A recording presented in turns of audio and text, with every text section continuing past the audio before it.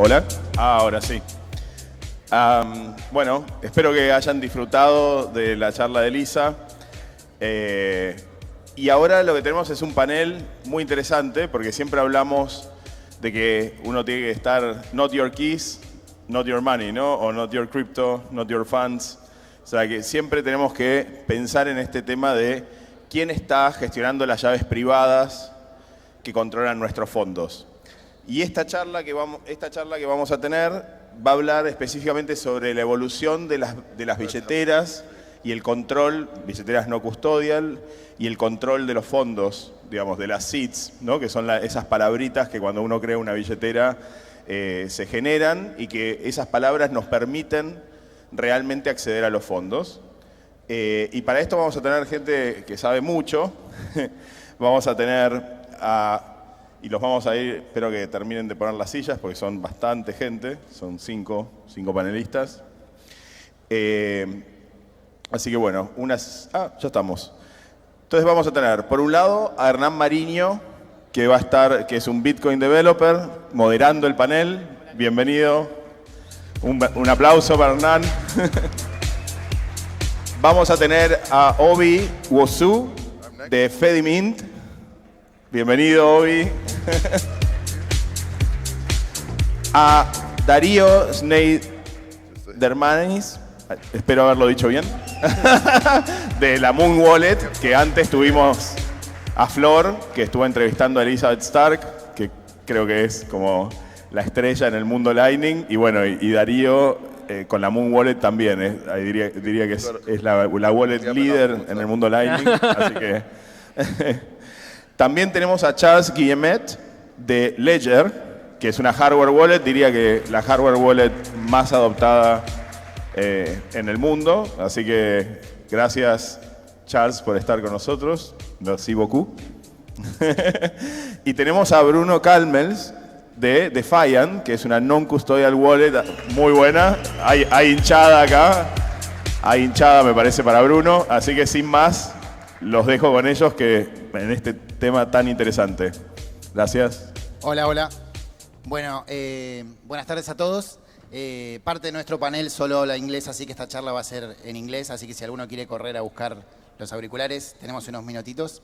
Vamos a empezar presentando cada uno de los proyectos y de las empresas y después vamos a meternos en el tema de hoy que habla sobre wallets, seed management, o sea, el manejo de la frase semilla o otros tipos de backup, porque tenemos distintos tipos de backup aquí en el panel, y un poco sobre custodia, que es un concepto tan importante, sobre todo en estos días, ¿sí?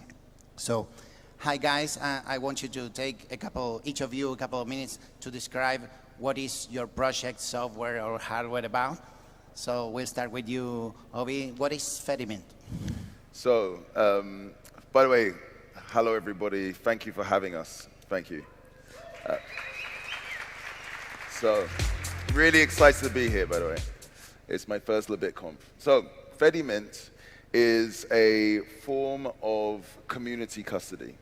So, where communities come together, they can be anything from families to cities, and anything in between. And they find the most high integrity, trustworthy members of the community to custody Bitcoin on behalf of the community. So that's what Fedimint is. We are aiming to help spur global adoption of Bitcoin over the coming couple of years. The objective is 1 billion users over the next couple of years. Okay. Does it run as a second layer of Bitcoin? How does it work? Just in a minute, if you can summarize it. Hi, it's effectively a layer on top of Bitcoin. So Bitcoin is the base layer. It's the money, the store of value. Lightning is the protocol for moving that money around at low cost and high speed and with privacy. And Fedimint is the protocol for storing that money with privacy and security. Okay, thank you. Dario, what is Muun? Everybody knows here, but let's do it. Muun is a Bitcoin self-custodial wallet, and the idea in Muun is to make it extremely secure to hold your Bitcoins, and at the same time make it as easy as we can for you not to lose your keys and not to lose your money. So that's mainly what Muun Wallet is. Yep. Okay, thank you. Charles, what about Ledger? Hello, everyone. Thank you for having me. It's really a pleasure to be here in Argentina. So I'm Charles Guillemet. I'm CTO at Ledger.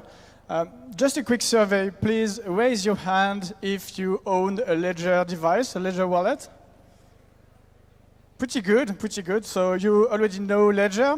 Ledger is the leader in security solution for managing and securing your cryptocurrency. Ledger is very well known for hardware wallet. We have designed the Nano S a long time ago. Now we have other devices.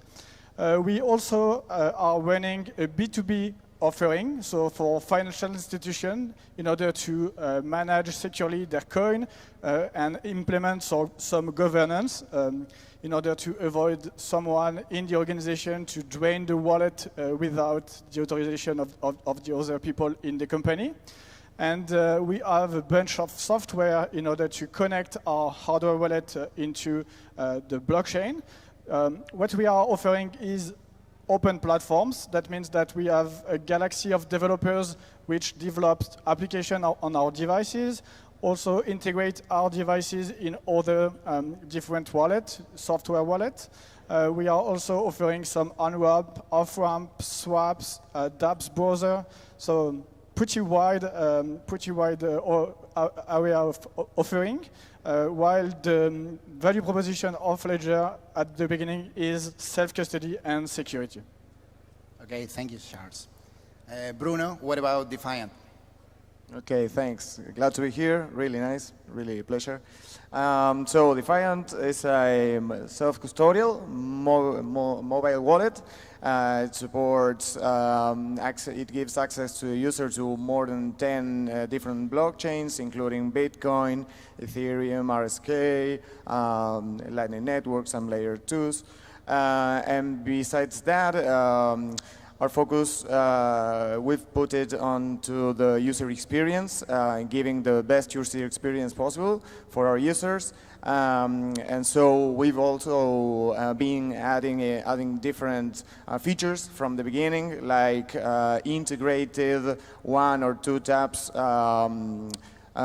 staking, yield, swaps, not only on one chain, but also cross-chain.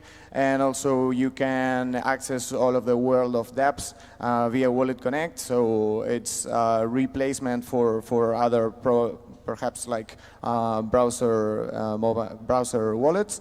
And well, that's a bit about it. Yeah. Okay, thank you. So today's subject is seed management, but seeds are not the only way to protect our money. So I'm going to change it I'm going to ask you guys about backup management as a first question. After that, we'll talk about custody, of different layers of custody. But I would like to ask you all about the current state of how do you, each of you, handle backups. For example, we'll start the other way around with Bruno. How do you do backups today on Defiant? Cool, yeah. Quite an interesting panel we've got here. So, well, as we all know, like normally, or for the first years of the blockchain history, storing seed phrases, backing them up, it's been like a real pain in the ass. Like we all know, we've all been there. And well, our approach in Defiant, it's still like kind of I'd say like the standard way of managing it, which is like widely used across the industry, which is storing your keys via your seed phrase, your mnemonic, which is a composition of 12 or 15, 18, 24 different words that may not even be in your own language, which is another pain in the ass, because maybe that's more prone to misspellings, and well, it's got plenty of dangers and things that make it less comfortable than what we'd like it to be. But well, then I think that we'll speak also about the future and ways in which we can make this better. Okay. At Ledger, we truly believe in self-custody and self-sovereignty. When you receive your device, it's empty. There is nothing inside, no secret. The first thing you will do is generate a secret using our device. Our device embeds a secure element, a dedicated secret for security and generating secrets. So you will generate your own secret. And then the question is, how are you autonomous? How are you independent and self-sovereign? That's why we need backup, and we need to provide you a way to recover your wallet if ever your device is broken, if ever, for any reason, Ledger disappears. We want our users to be autonomous, to be able to recover their device. So we are implementing BIP39 standard, which is this series of 24 words. But when I talk to my mother and I explain her this 24 words thing, she's like, what are you talking about? This is complex. I think this is one of the obstacles for mass adoption. And this is a topic on which we are working in order to remove this barrier, this challenge.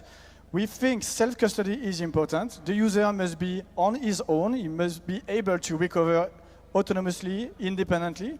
But we are working on providing a far better UX on this. So it's a lot of teasing, but there is nothing official around this. So this is what I can say today. Okay.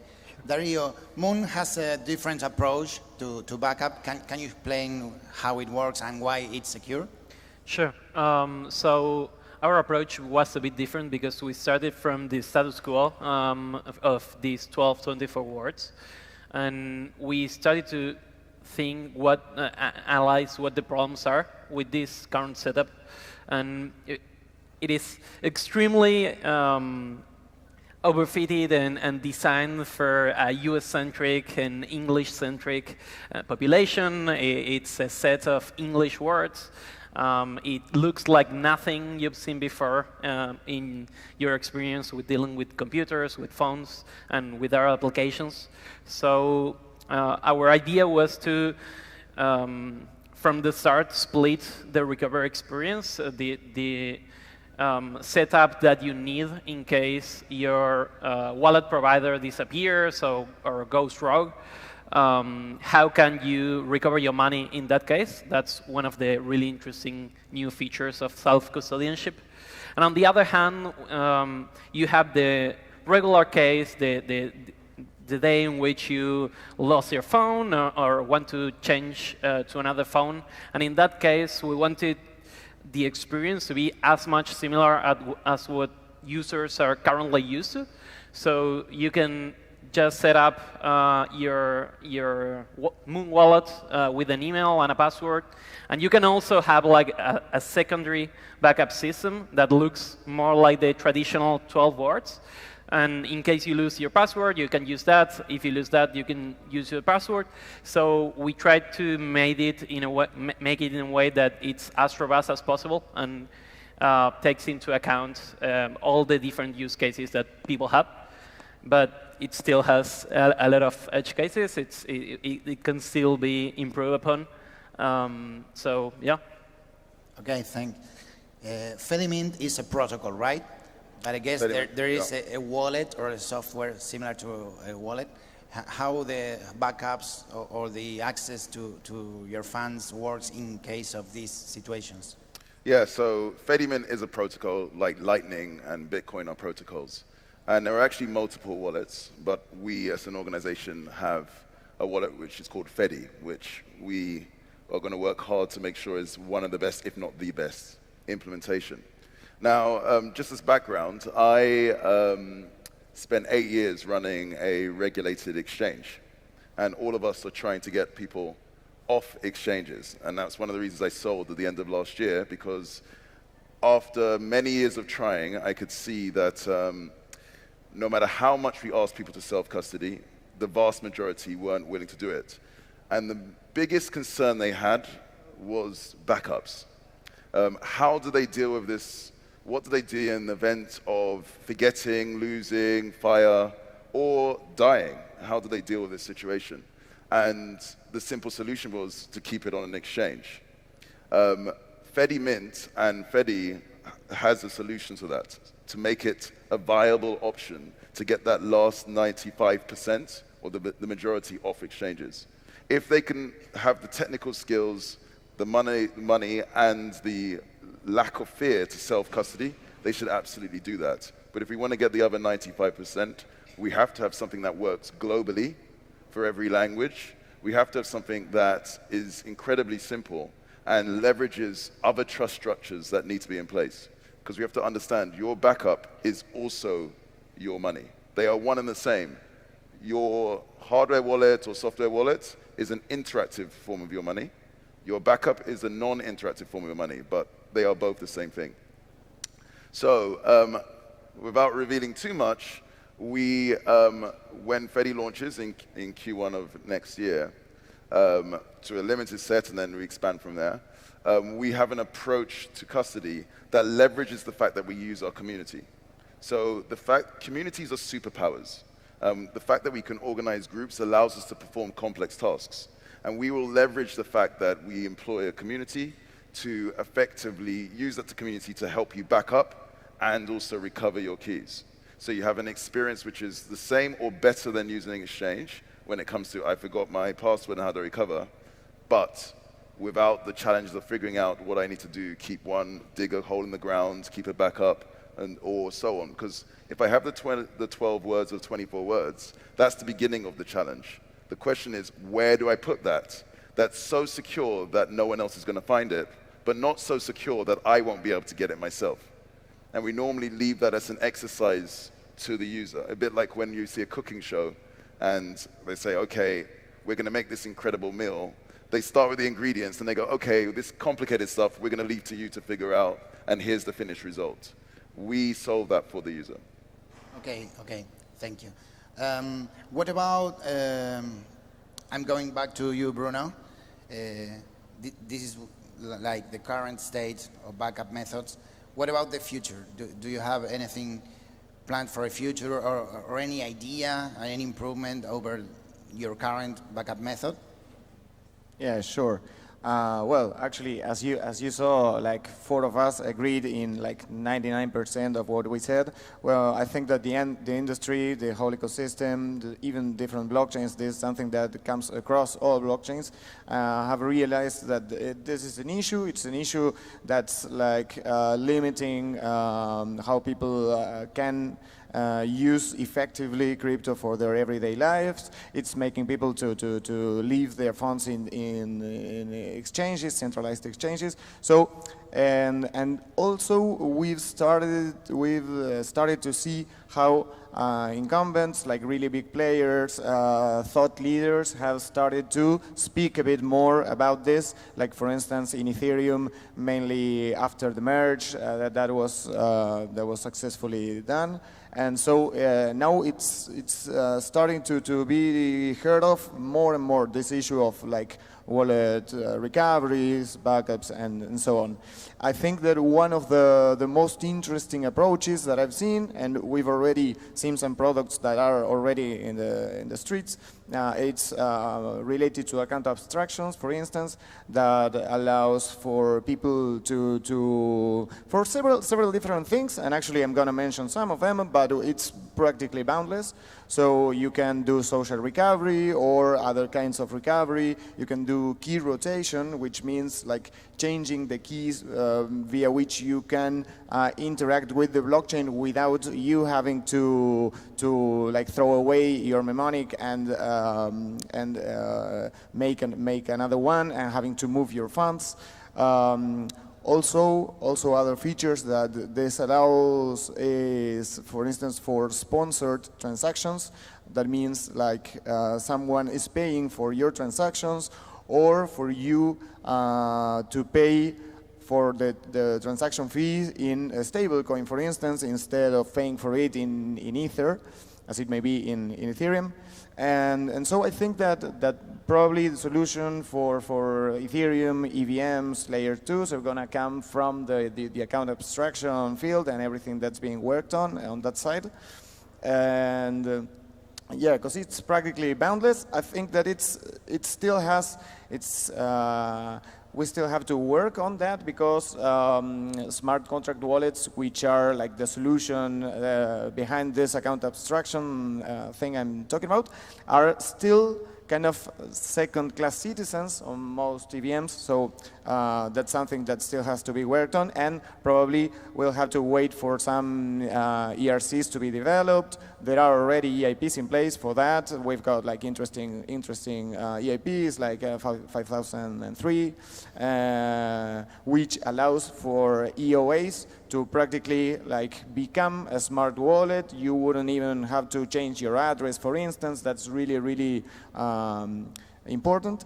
And also one of the limitations there, and one of the things we'll have to work upon, is not only creating a new solution that caters for the new users, which that's going to be, and it's already being done by some projects, but also offering an effective solution for users that have currently an EOA, which is like the normal addresses or wallets that we're used to, and also like making them, if we can, making that transition, that migration for them to be practically seamless, which will be really, really important for the user experience. Because if not, if you've got to move all your funds from one wallet to a new one, that's gonna be tiresome, that's gonna be expensive. So there's work to be done there, but there are already some things, some proposals, and so on.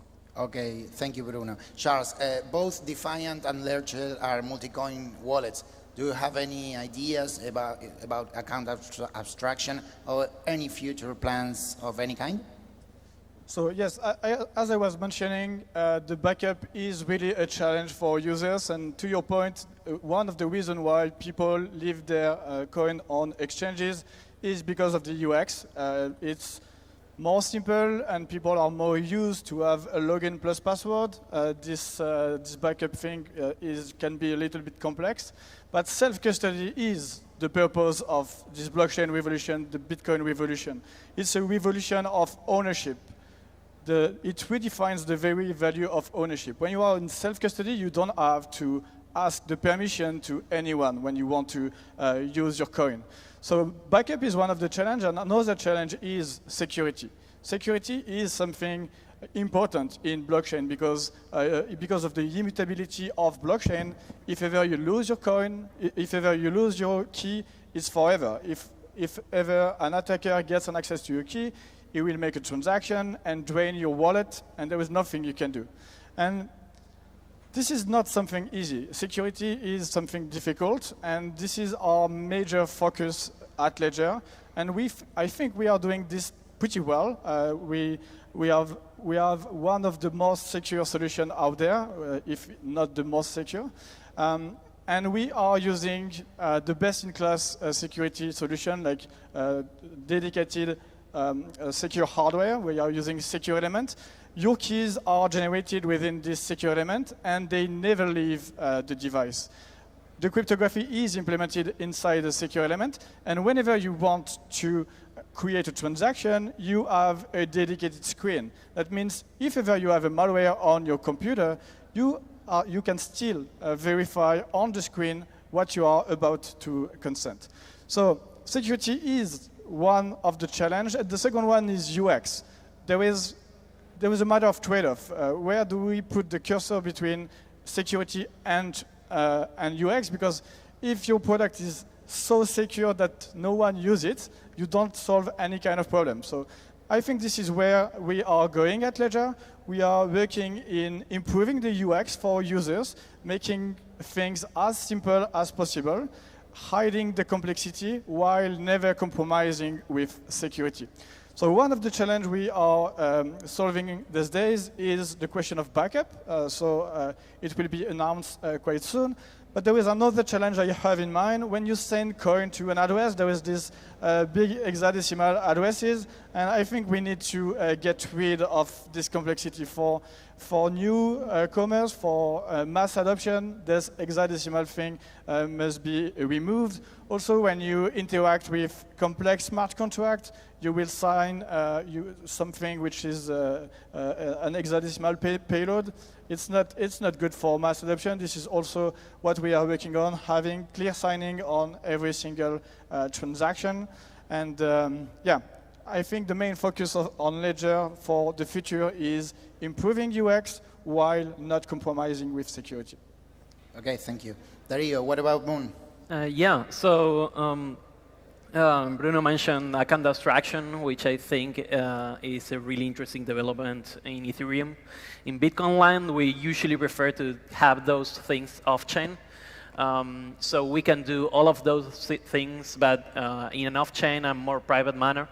And so that's a little bit the goal with where we and the entire, I think, Bitcoin key management ecosystem is going.